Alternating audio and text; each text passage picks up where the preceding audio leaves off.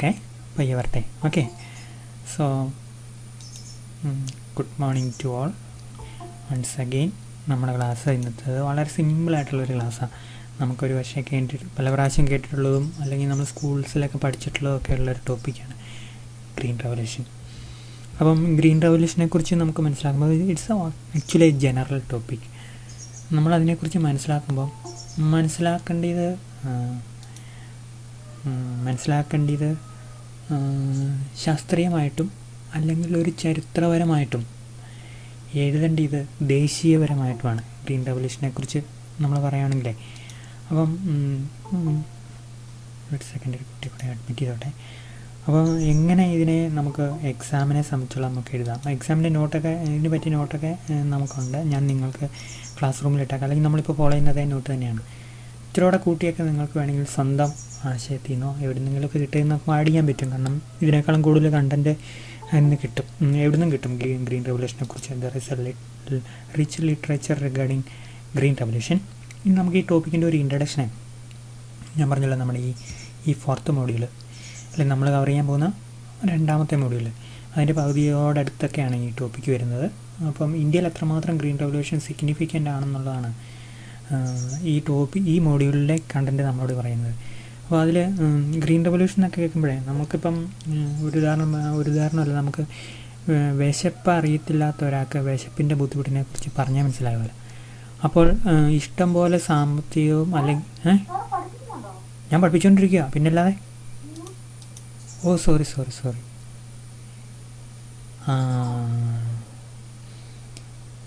Okay, അപ്പോൾ ഞാൻ ഇവിടെ പറഞ്ഞൊന്നും കേട്ടില്ലല്ലേ? ശരി, ഞാൻ ഒന്നോടെ തുടങ്ങാം. ഓക്കെ, ഞാൻ എഴുതി വെച്ചോട്ടെ. ഞാൻ എഴുതി വെക്കാം, അല്ലെങ്കിൽ അറിയാം എഡിറ്റ് ചെയ്യേണ്ടി വരും. ഞാൻ ക്ലാസ് തുടങ്ങിയതുമെല്ലാം കേട്ടായിരുന്നു റിച്ചു? മ്യൂട്ടാക്കിയല്ലേ? ഒരു സെക്കൻഡ്. 2.15 തുടങ്ങുമെങ്കിൽ 2.15. അപ്പം ടോപ്പിക്ക് ഞാൻ തുടങ്ങാം. ടോപ്പിക്കിൻ്റെ തുടക്കം നിങ്ങൾക്ക് പിടികിട്ടിയില്ല എന്ന് വിശ്വസിച്ച് ഒന്നുകൂടെ തുടങ്ങാവേ. ഈ ടോപ്പിക്കിനെ കുറിച്ച് ഉള്ള ഇൻട്രഡക്ഷൻ ആയിരുന്നു ഞാൻ ആദ്യം പറഞ്ഞത്. ഇനിയിപ്പം ബോറാണെങ്കിൽ സാരമില്ല, ഒന്നുകൂടെ റിപ്പീറ്റ് ചെയ്യാം. എന്താണെന്നറിയാം ടോപ്പിക്കിൻ്റെ ഒരു പ്രത്യേകത? അതിൽ green revolution it's actually A scientific one. അതിനൊരു സയൻസ് അതിൻ്റെ പുറകിലുണ്ട്. അതാണ് നമ്മൾ റെക്കഗ്നൈസ് ചെയ്യേണ്ടത്. നമുക്ക് സയൻസ് ഇഷ്ടമില്ലാത്തതുകൊണ്ട് നമ്മൾ ആ ഭാഗം നോക്കാൻ പോകില്ല, താല്പര്യപ്പെടില്ല. പക്ഷേ അതാ green revolution it was basically scientific and agricultural even. അഗ്രികൾച്ചറിന് പുറകിൽ സയൻസ് വന്നിട്ടുണ്ടല്ലോ. അപ്പോൾ അങ്ങനെ ഒരു സംഭവമായിരുന്നു ഗ്രീൻ റെവല്യൂഷൻ. പിന്നെ അതിനൊരു സാമൂഹികപരമായ തലമുണ്ട്, മനുഷ്യൻ്റെ ദാരിദ്ര്യം ഇല്ലെന്നാക്കി തീർത്തിയൊരു സംഭവം. പിന്നെ നമുക്ക് സിലബസിനെ സംബന്ധിച്ചോളം എന്താണെന്നറിയാം, അത് ദേശീയ തലത്തിലാണ് സിലബസിനെ നമുക്ക് ഇതിനെ കവർ ചെയ്യേണ്ടത്. എങ്ങനെയായിരുന്നു ഇന്ത്യയിലെ ഗ്രീൻ റെവല്യൂഷൻ, എന്തൊക്കെയായിരുന്നു അതിൻ്റെ ഫീച്ചേഴ്സ്, ഇങ്ങനെയുള്ള കാര്യങ്ങളൊക്കെയാണ് നമ്മുടെ ഇന്നത്തെ ഈ ടോപ്പിക്ക് നമ്മൾ കൈകാര്യം ചെയ്യുക. അപ്പം ഗ്രീൻ റെവല്യൂഷനെ കുറിച്ച് പറയുകയാണെങ്കിൽ നമുക്ക് തുടക്കം നോക്കുകയാണെങ്കിൽ നിങ്ങൾ കേട്ടുകയാണ്, മാൽത്തസ് എന്ന് പറഞ്ഞ ഒരാളുണ്ടായിരുന്നു, തോമസ് റോബർട്ട് മാൽത്തസ്.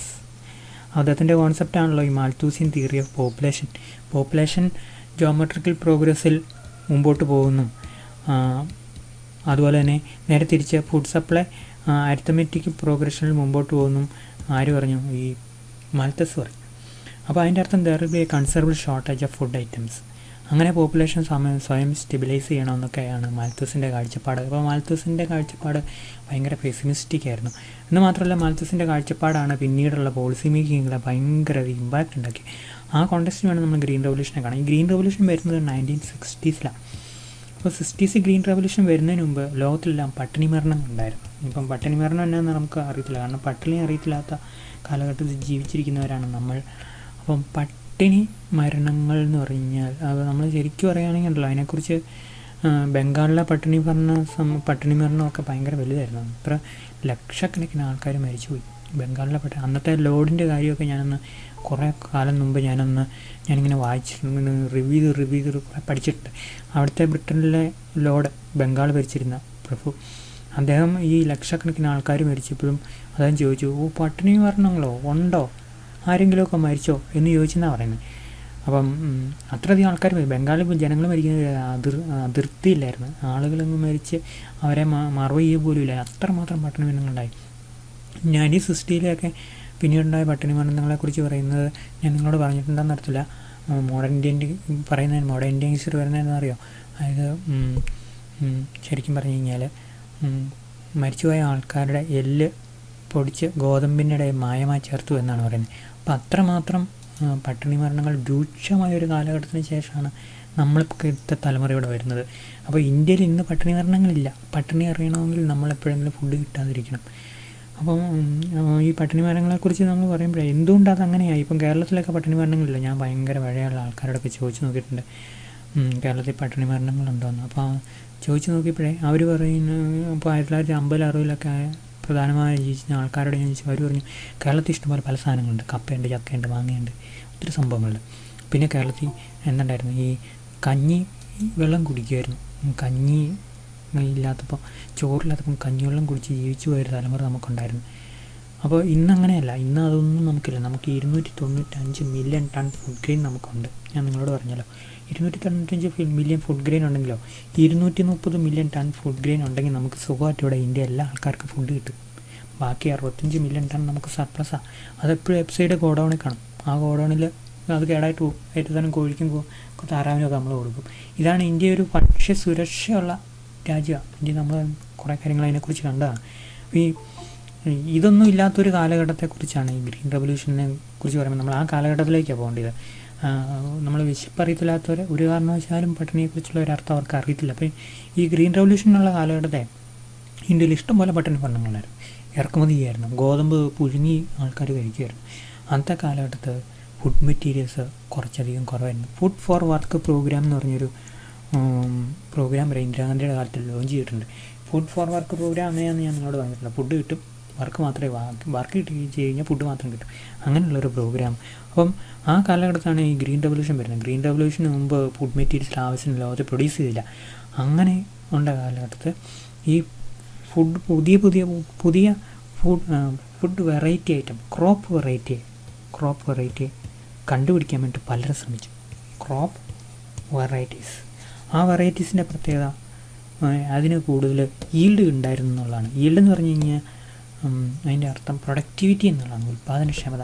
ഉദാഹരണം നിങ്ങൾ നോക്കുകയാണെങ്കിൽ ബേസിക്കലി നമ്മൾ കഴിക്കുന്ന നമ്മൾ കഴിക്കുന്ന നെല്ലെന്ന് പറഞ്ഞാൽ പുല്ലിൻ്റെ ഇനത്തിൽപ്പെടുന്ന. അതിൽ ഏറ്റവും വലിയ സസ്യം എന്തായിരിക്കും? മുളയായിരിക്കും.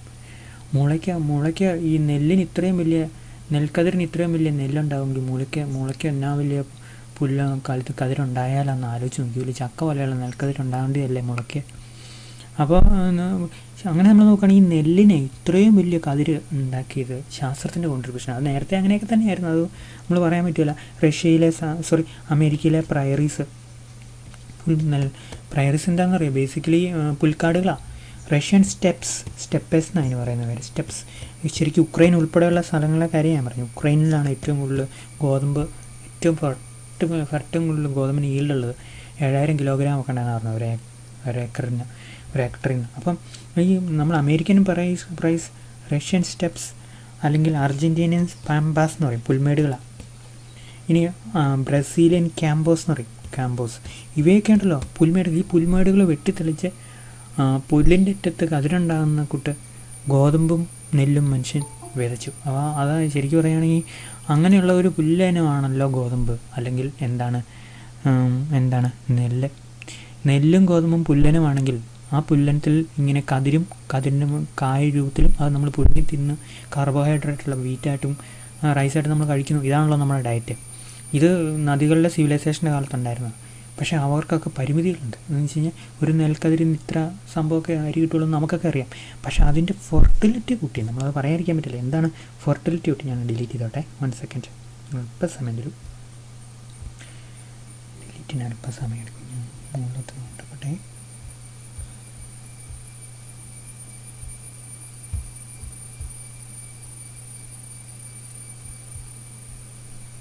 ഒന്നുകൂടെ വീലിടാം, 1 സെക്കൻഡ്.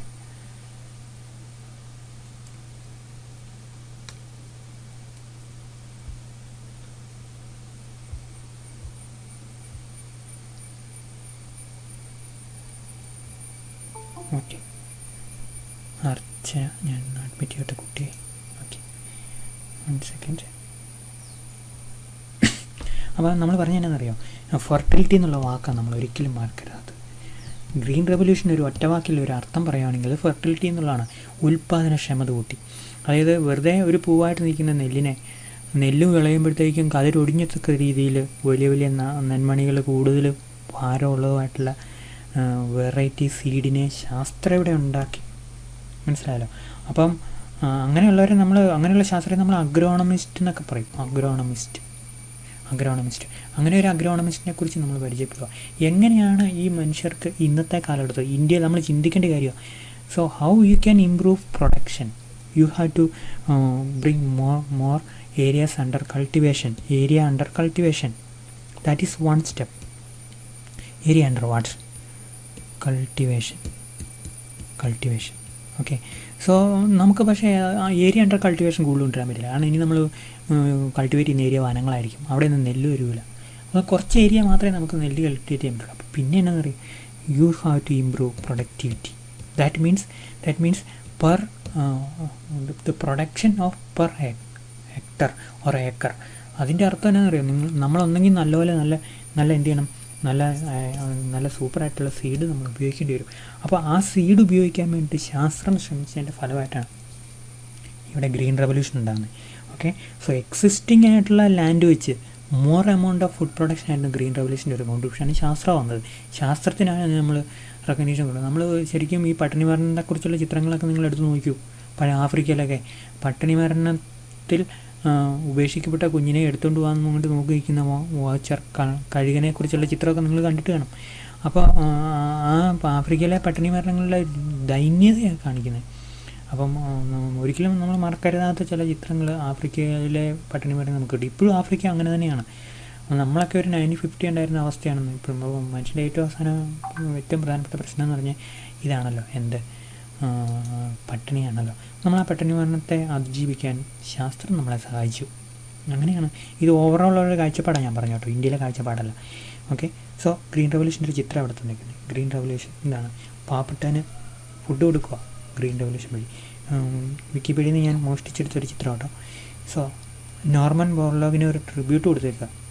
നോർമൻ ബോർലോഗിനെ കുറിച്ചാണ് നമ്മൾ പഠിക്കുന്നത്. ഗ്രീൻ റെവല്യൂഷൻ എന്ന് പറയുന്ന നോർമൻ ബോർലോഗ. നമ്മൾ ഗ്രീൻ റെവല്യൂഷൻ എന്ന് പറയുന്നത് ദേശീയതയുടെ ആവരണത്തിലാണ് പഠിക്കുന്നത്. എല്ലാ കാര്യങ്ങളും ദേശീയതയുടെ ആവരണത്തിൽ പഠിച്ച് നമ്മൾ സ്വയം അങ്ങ് സത്യങ്ങളെ വിസ്മരിക്കുക. ശരിക്കും പറഞ്ഞാണെങ്കിൽ നമ്മൾ ഈ ലോകത്തിൽ മുഴുവൻ ആഫ്രിക്കയിലെയും ഏഷ്യയിലെയും ജനങ്ങൾ മരിക്കാതെ ജീവിക്കാനും പിന്നെ പിള്ളേരുണ്ടാകാനും നമ്മളെപ്പോലുള്ള ആൾക്കാരുണ്ടായി വരാനുള്ള കാരണം എന്നറിയാം ഈ നോർമൻ ബോർലോഗ് എന്ന് പറഞ്ഞ മനുഷ്യനാണ്. അദ്ദേഹം കാരണമാണ് പട്ടിണി ഇല്ലെന്നായിപ്പോയത്. അപ്പോൾ പട്ടിണി മരണങ്ങളില്ല എന്ന് മാത്രമല്ല, ആളുകൾക്ക് കൂടുതൽ കാർബോഹൈഡ്രേറ്റ് ഹെൽത്തായി ജനസംഖ്യ പെറ്റുവരും. അപ്പോൾ നോർമൻ ബോർലോഗ് എന്താ ചെയ്ത്, അദ്ദേഹം മെക്സിക്കോയിലെ കൃഷിഭൂമികളിൽ, മെക്സിക്കോ ഭയങ്കര ശരിക്കും ഈ പ്രയറീസിൻ്റെ കുറേ ഭാഗങ്ങൾ അവിടെയും പോകുന്നുണ്ട്. അമേരിക്കൻ പ്രയറീസിലെ, നോർത്ത് അമേരിക്കയിലാണ് പ്രയറീസ്, പുൽമേടുകൾ. ആ പുൽമേടുകളിലെ പുൽച്ചെടി എന്ന് പറഞ്ഞാൽ ശരിക്കും നെല്ല് തന്നെയാണ് കേട്ടോ. നെല്ലിനെ നമ്മൾ അങ്ങനെ കണ്ടാൽ മതി. ആ പുൽച്ചെടികളിൽ പരീക്ഷണം നടത്തി പുൽച്ചെടികളുടെ വിതയ്ക്കൽ തൊട്ട് കൊയ്യൽ വരെയുള്ള കാലാവധി 12 മാസം 8 മാസത്തേക്കോ 6 മാസത്തേക്കോ കുറയ്ക്കാൻ അങ്ങനെയുള്ള നെൽച്ചെടികളെ ഈ നോർമൻ ബോർലോഗ് എന്ന് പറഞ്ഞ ആളെ കണ്ടുപിടിച്ചു. ശരിക്കും അതിനെ ഡോർഫ് വെറൈറ്റി എന്നാണ് പറയാം. Dwarf variety, Mexican dwarf variety എന്നാണ് നമ്മൾ IR8 എന്നൊക്കെ പറയാൻ നമ്മളോട് പഠിക്കുന്നത്. വെളുത്ത അരി ശരിക്കും മെക്സിക്കൻ ഡോർഫ് വെറൈറ്റിയുടെ ഒരു ഔട്ട്പുട്ടാണ്. നമ്മളിപ്പോൾ പഴയ നെല്ലൊക്കെ നിങ്ങൾ കണ്ടു കഴിഞ്ഞാൽ കരിമ്പ് പോലെ പൊക്കം വരും. അത്രയും പൊക്കം വരുന്നില്ല, അതിൻ്റെ പകുതിയെങ്കിലും പൊക്കം വരും. ഭയങ്കര കോമഡി കേട്ടോ. ഇപ്പോഴത്തെ നെൽച്ചെടികൾ എന്ന് പറഞ്ഞാൽ ഇത്രേ പൊങ്ങുള്ളൂ, ചെറുതായിട്ടൊന്നും വല്ല നെൽച്ചെടി ഇത്രേ പൊങ്ങുള്ളൂ, വലിയ നെൽക്കതിരുമായിരിക്കും. അതുകൊണ്ട് എന്ത് ചെയ്യും, അതവിടെ ഇങ്ങനെ സ്റ്റേബിളായിട്ടിരിക്കും.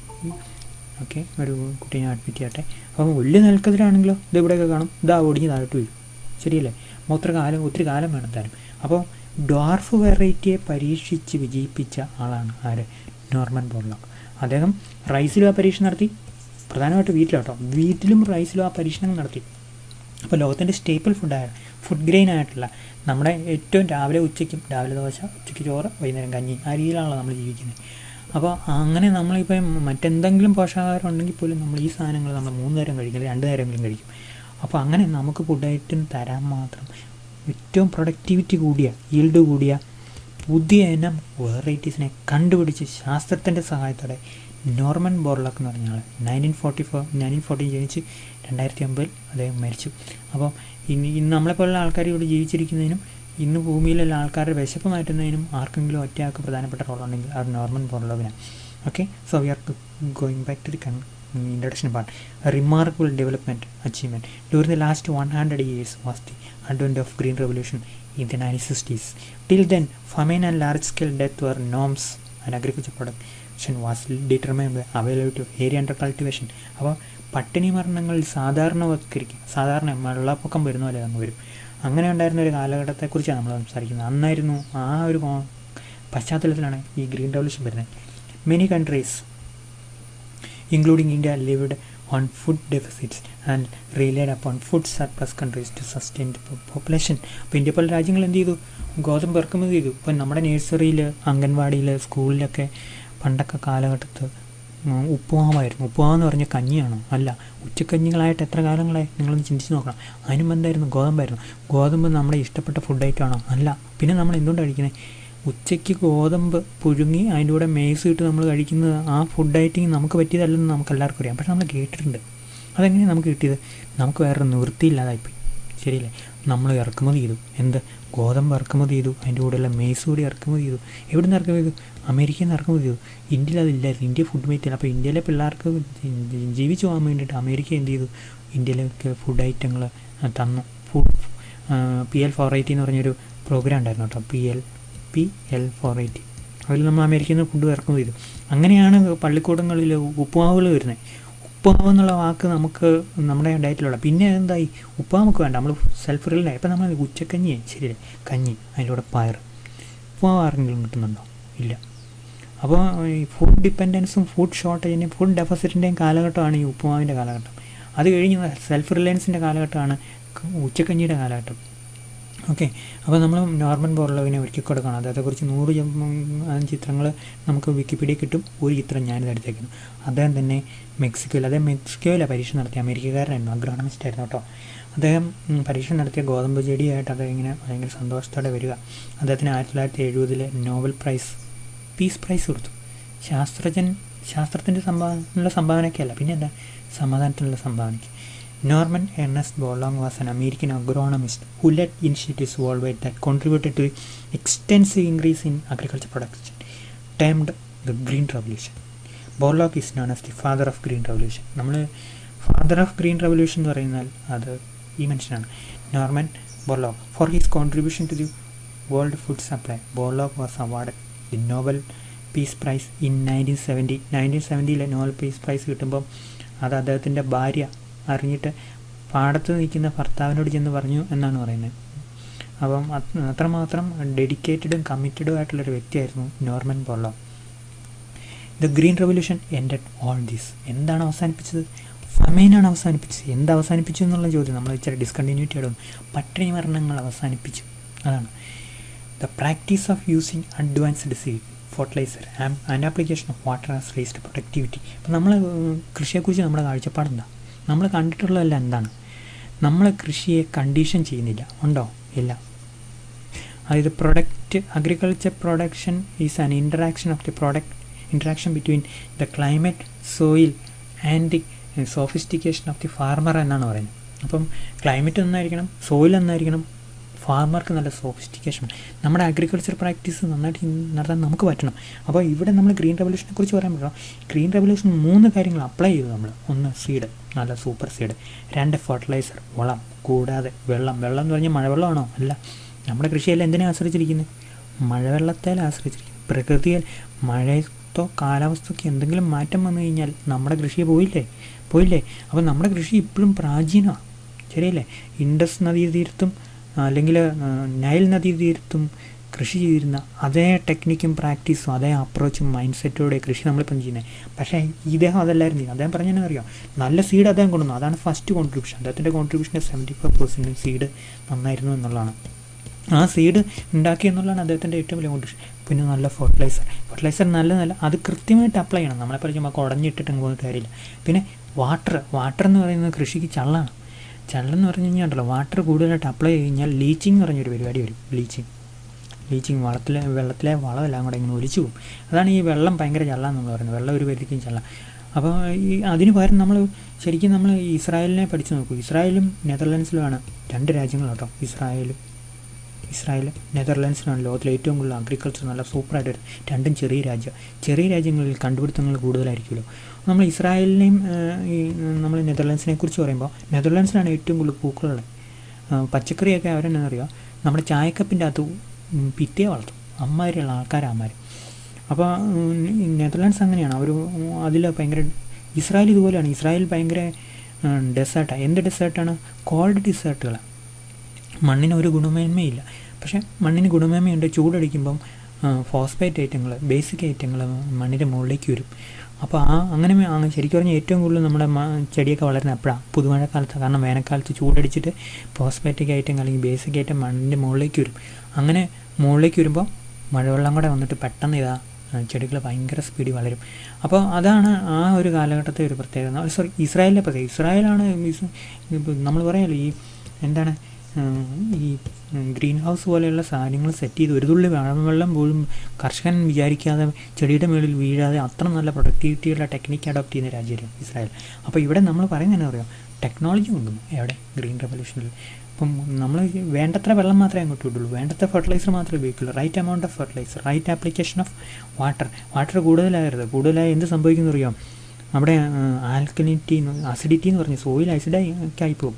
അതുപോലെ ഉപ്പുവെള്ളം കൂടി ആൽക്കലിനിറ്റി വരും. അപ്പോൾ ഇതെല്ലാം വരാതെ ഫാമിങ്ങിനെ വളരെ കറക്റ്റായിട്ട് മെത്തേഡിൽ ഉപയോഗിച്ച് അല്ലെങ്കിൽ നടത്തി പ്രൊഡക്ടിവിറ്റി കൂട്ടിയ ഒരാളായിരുന്നു, അല്ലെങ്കിൽ അതിനുള്ള ടെക്നിക്ക് ലോകത്തിന് പറഞ്ഞു കൊടുത്ത ആളായിരുന്നു Norman Borlaug.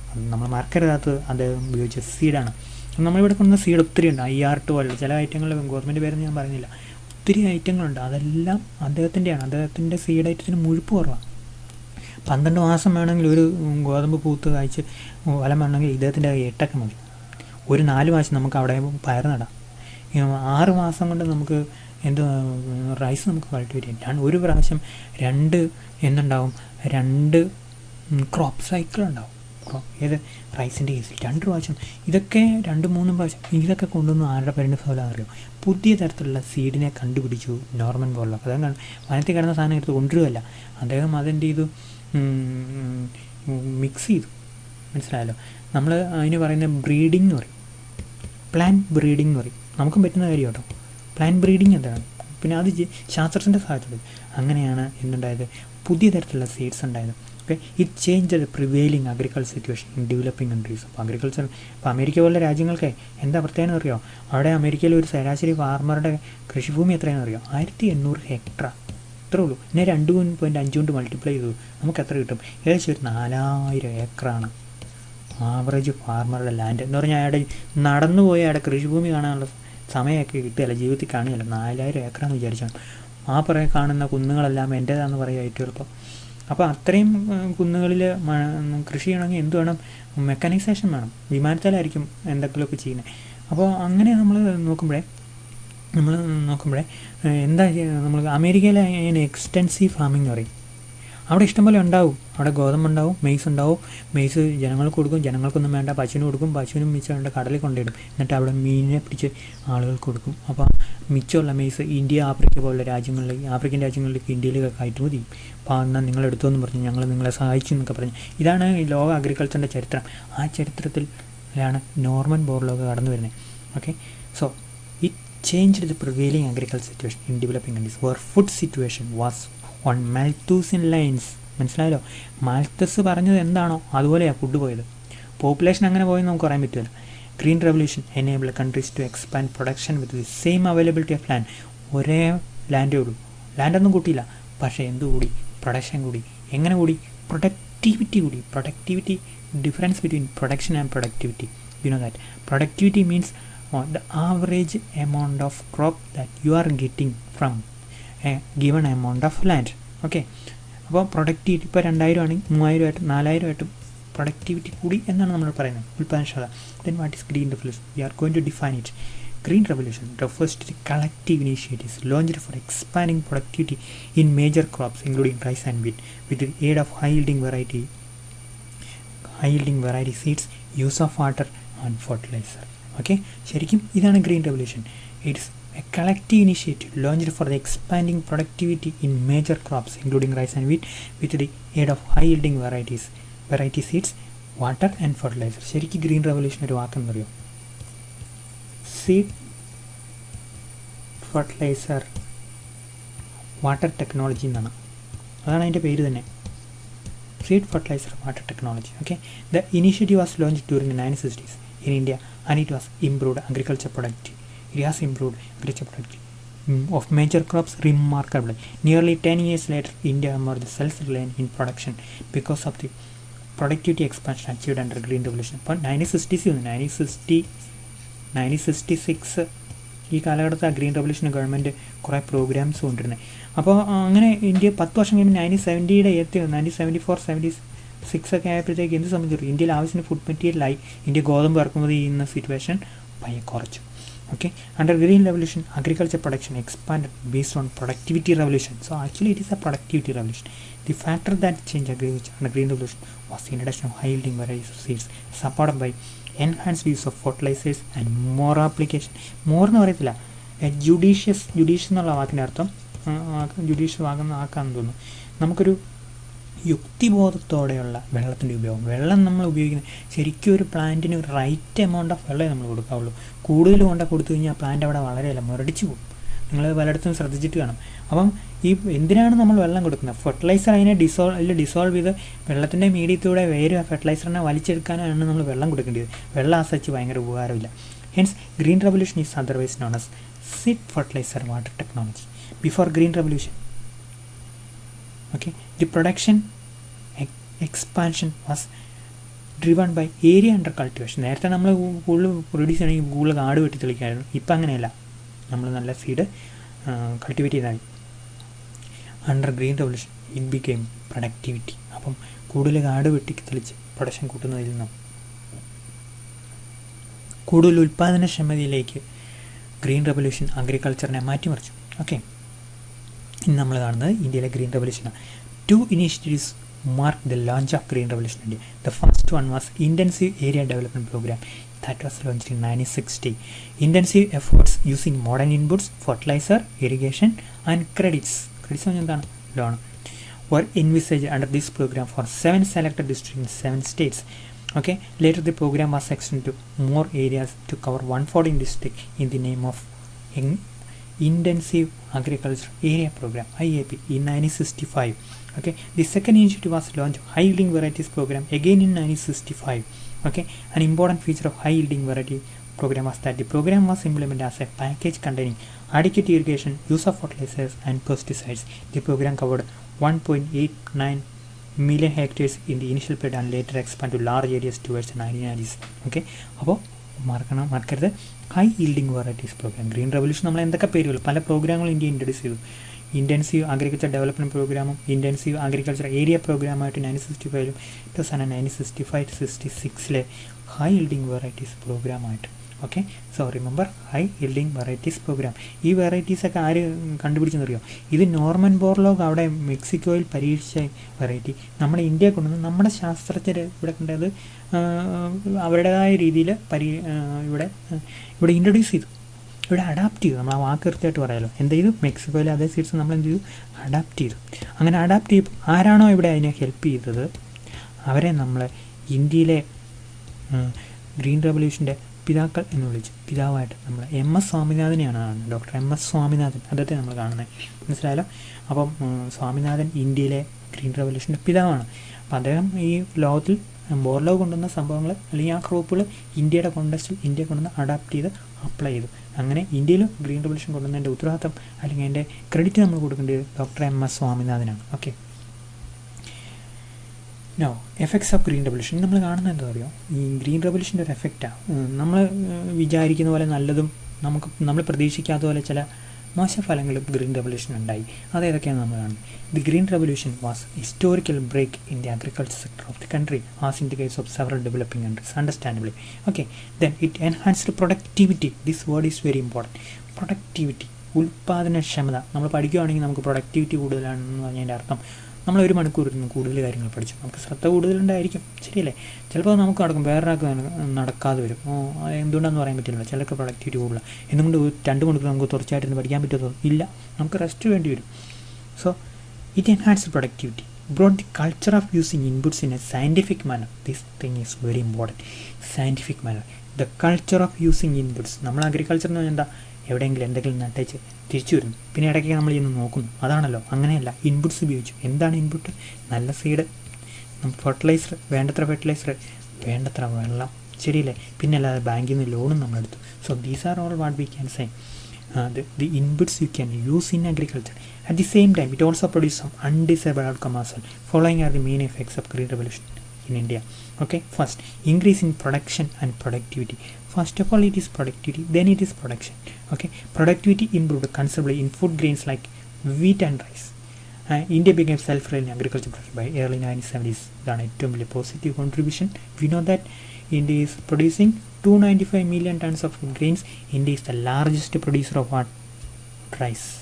India is the largest producer, largest consumer, and the largest what we can say exporter. ചില വർഷങ്ങളിൽ നമ്മൾ എക്സ്പോർട്ട് ചെയ്യുന്നില്ലല്ലോ. അപ്പോൾ ഇന്ത്യയാണ് അതൊക്കെ എക്സ്പോർട്ട് ചെയ്യുന്നത്. ഈ ഉദാഹരണം പറയുകയാണെങ്കിൽ ബാസുമതി റൈസ് എന്ന് ഐറ്റമുണ്ട്. നോൺ ബാസുമതി റൈസ് നമ്മളെപ്പോഴും ശ്രദ്ധിക്കേണ്ടത്. ബാസുമതി റൈസ് നമ്മളാണ് എക്സ്പോർട്ട് ചെയ്യുന്നത്. നോൺ ബാസുമതി റൈസ് നമ്മൾ ഒത്തിരി എക്സ്പോർട്ട് ചെയ്യുന്നുണ്ട്. ലോകത്തിലെ ഏറ്റവും വലിയ പ്രൊഡ്യൂസറും ഏറ്റവും വലിയ കൺസ്യൂമറും ഏറ്റവും വലിയ എക്സ്പോർട്ടറും റൈസിൻ്റെ കേസിൽ ഇന്ത്യയാണ്. ഓക്കെ, സോ വീറ്റിൻ്റെ കേസിൽ അങ്ങനെ രണ്ടാമത്തേക്ക് കേട്ടോ.